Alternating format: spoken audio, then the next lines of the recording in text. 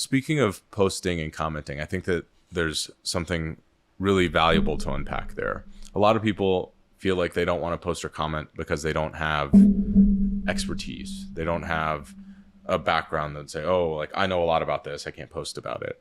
And I think that that's a massive fallacy. So everyone has their own unique experience. I can't refute anything that you've done, right? It's like, oh, you've had that experience. It's always valuable to share what you've experienced because that helps everyone else understand the possible spectrum of what's possible. And so to me, I am very hesitant to make broad claims. You should do this, you should do X, Y, Z. I am always comfortable saying, from my experience, this is what I've seen, this is what I have done.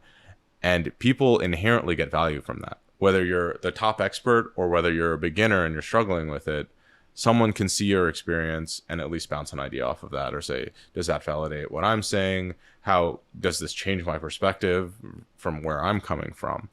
And that makes content, people, all of this stuff a lot more accessible because you're not coming from a place of not being able to offer anything. Your experience, however limited it is still inherently valuable. Yeah, that's a good point. And I think that's probably a mental hurdle that a lot of people need to overcome and figure out. I'd say another thing that people are concerned with or maybe stops them is maybe making a fool out of themselves or saying something that's incorrect or being, technical people do like to sort of one up other people, that sort of thing. And I guess my advice on that would just be, you know what, there's going to be once you get into the internet, there's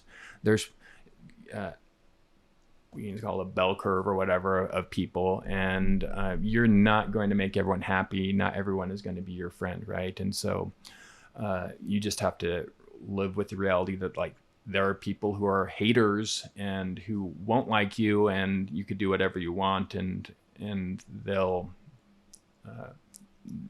still going to hate. They're still going to hate. And so I think that's the reality we live in.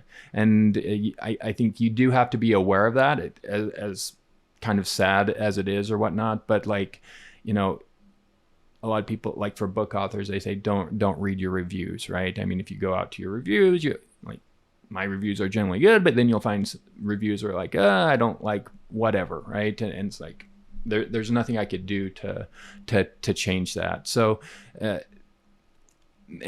that's, I guess, it is what it is, right? And I guess the only advice I can have is like realize that that's there, right? Just be aware of it. Like it's not you. It is the world we live in. And if that causes you stress or consternation, don't read the reviews. But hopefully that's not something that's preventing people from taking that next step.